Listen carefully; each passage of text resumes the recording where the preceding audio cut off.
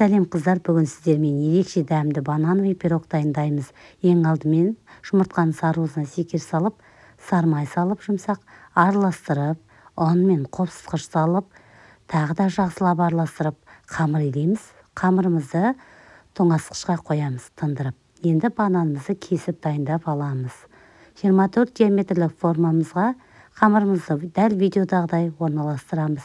Үстіне бананымызды саламыз, туралған секер ұнтағын сеуіп шығамыз бетіне. Содан соң қаймақтың үстіне сахарный пудраны салып араластырып, бананымыздың үстіне саламыз.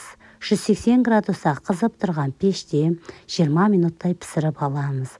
Енді біздер меренгамызды дайындауға кірісеміз.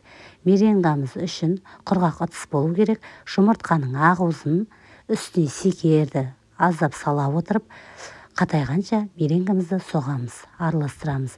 Енді піскен пирогтың үстіне меренгамызды салып, 180 градуста тағы да 10 минуттай салып аламыз духовкаға.